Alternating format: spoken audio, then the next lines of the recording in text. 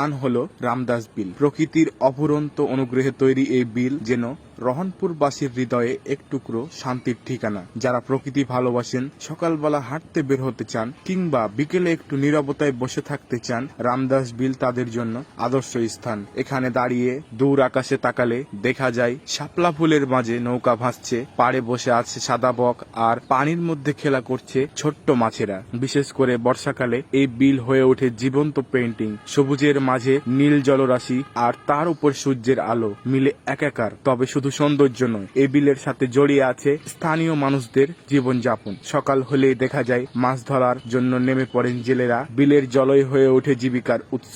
আশপাশের কৃষকদের চাষের পানির চাহিদাও মেটে এই বিল থেকে। শিশুরা এখানে এসে সাঁতার কাটে, পাখি দেখে, আর বড়রা গল্প করে বিলের সৌন্দর্য উপভোগ করে। অনেকেই হয়তো জানেন না এই বিলের ইতিহাস। একটি সময় ছিল রামদাস নামে একজন জমিদারের জমি, আর সে থেকেই রামদাস বিল। ধীরে ধীরে এটি হয়ে ওঠে রহনপুরবাসীর প্রিয় গন্তব্য।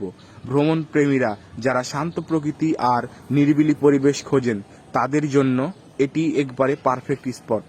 আপনি যদি কখনো রহনপুরে আসেন, তবে রামদাস বিলে না গিয়ে ফিরে যাওয়া এটি একটি অসম্পূর্ণ ভ্রমণের মতো।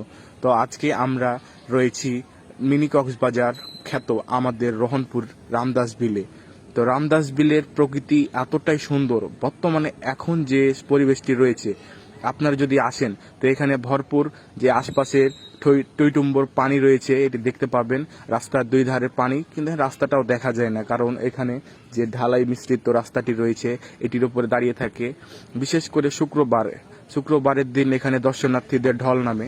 শুক্রবারের দিন মানুষ দূর দূরান্ত থেকে এখানে আসে এবং এলাকার স্থানীয় লোকজন তো যায়। এখানে যাতায়াতের জন্য পূর্বে আমরা কাজীগ্রাম দিয়ে যেতাম, তো ওই রাস্তাটিতে এখন দর্শনার্থীর সংখ্যা অনেক কম। মেন দর্শনার্থী যে জায়গাটি রয়েছে এটি মূলত আমাদের এই যে রামদাসের বড় ব্রিজ রয়েছে, এটি পারাপার করার পরে যে জায়গাটি রয়েছে এই জায়গাটিতে নতুন ভাবে রাস্তা করার ফলে এখানে হোন্ডা, মাইক্রোবাস এবং অন্যান্য সকল যানবাহন যাতায়াতের সুবিধার জন্য সকলেই সহজেই এখানে আসতে পারে।